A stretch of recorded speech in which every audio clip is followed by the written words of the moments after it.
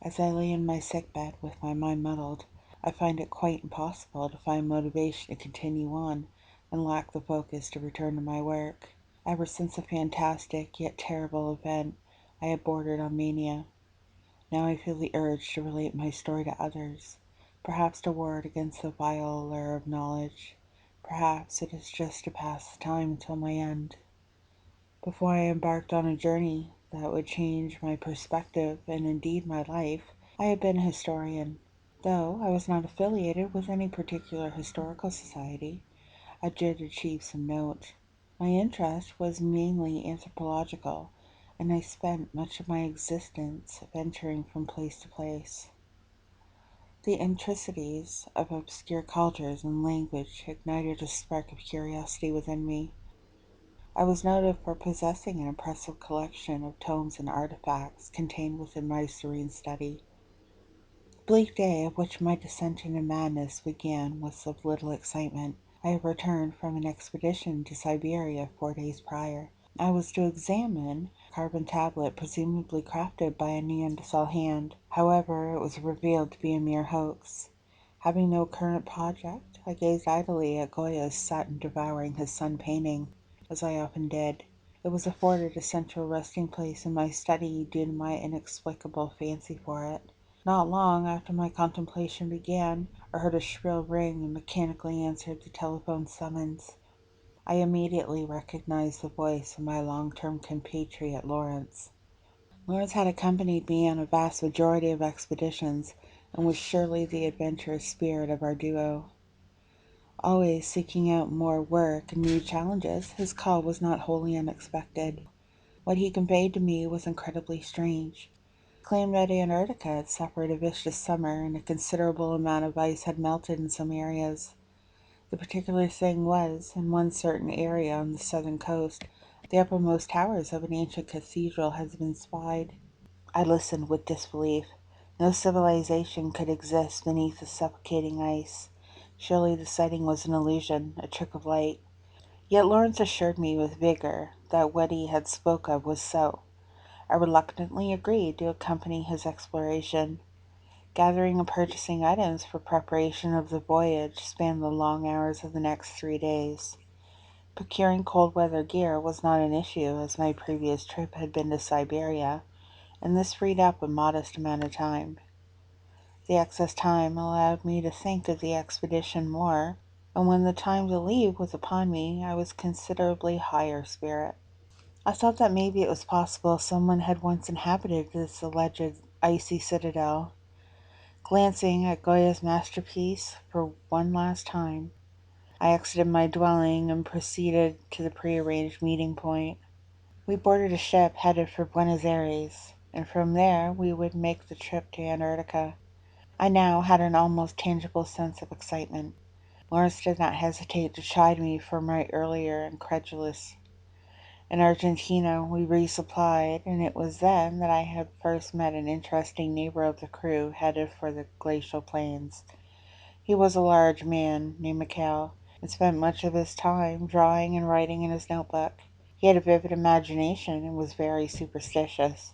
Thus he relished our current mission. The long arduous voyage across the sea was initially uneventful. A strange note, however, is that as we got closer to the frigid continent, my dreams took on a strange quality. Mikhail seemed to be affected the most, as he was by far the most sensitive of the crew. His drawings and writings were more sinister than usual, and yet he could offer no explanation. We encountered a strangely abandoned ship that was in excellent condition, besides the fact that it had no fuel left. We looted it for provisions and left. Mikhail seemed strangely entranced by the sea after that incident. His artwork had already shown marine influence before, but now it was an obsession. Later that day, Mikhail was nowhere to be found, and I remembered strange ripples in the water I had seen shortly after we passed by the ship.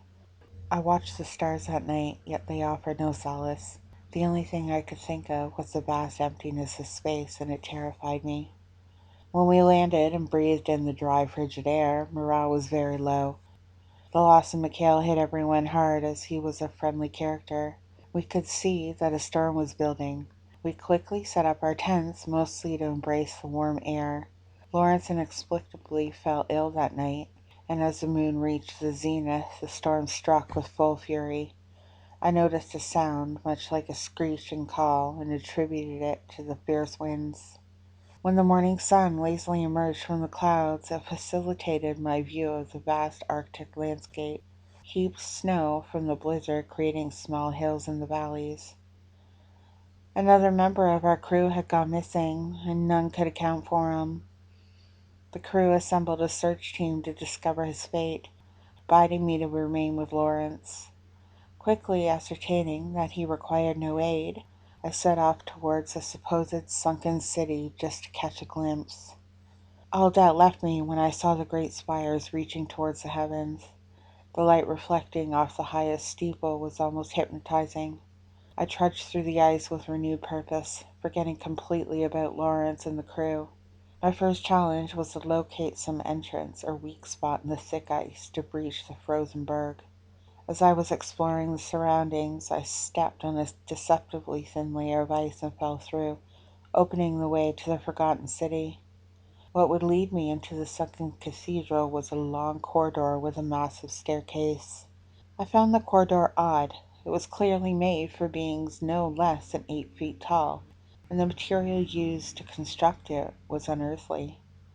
The stone was of ivory color, but was shimmering as if some liquid were coating it. I also found it strange how well kept it was. It exuded an air of utter ancientness, but looked as if I should see other people traveling down the hall. It was so well maintained. My wonder was displaced when entering into a vast room with many doorways. A carnal scent rose from the depths of the city. The room contained great arches hinting that the city was intentionally buried underneath the ice. They were engraved with exquisite bas reliefs and inscriptions which I could not comprehend. A warmth and faint light was transmitted from a stairway between two giant statues of bird creatures. As I approached, I heard a papery rustling sound from within, and my curiosity took control. The foul stench pierced my nose once again, invading my sensibilities. The stairs seemed to lead to a housing area, and a vast manor loomed directly before me. Pressing my hand to the stone door, I noticed the stone itself radiated heat. Also, a strange note, I could hear the sound of rushing water, hinting that I had traveled further than I had initially thought. As I entered, I caught sight of a vast library through an open doorway and proceeded through. That is where the creature resided. The creature was enveloped in feathers, whose likeness was closer to scales.